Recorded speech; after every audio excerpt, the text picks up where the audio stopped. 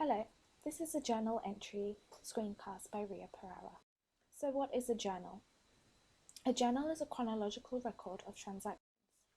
It includes a date or number of transaction, the account titles, the amount that is to be debited and credited. A transaction is an economic event that affects the assets, liabilities, or equity of an organization. The accounting equation is assets equals liabilities plus equity, and they must balance. This is what a general journal looks like. The date or the number of transaction is listed on the left-hand side, with the account that is to be debited and the debit amount on the right side.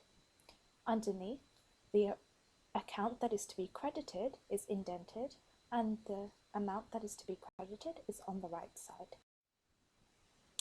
This is a good way to remember what is to be debited and credited.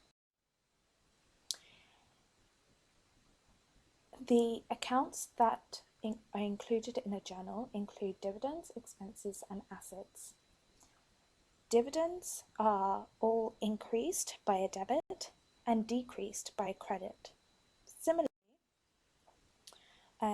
liabilities, revenue, and equity are decreased by a debit and increased by a credit. Here's an example.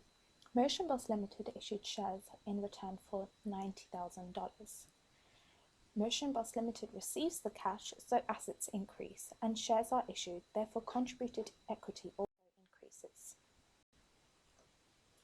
In a general journal, the number of the transaction is recorded, the advertising expense, which is debited, and the cash, which is credited. Example number 2, Motion Bus Limited pays $700 for advertising. Motion Bus Limited pays cash, so assets decrease, and the decrease in cash is for advertising expenses. Expenses decrease equity.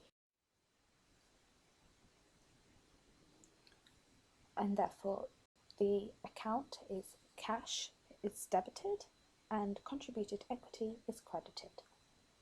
Thank you.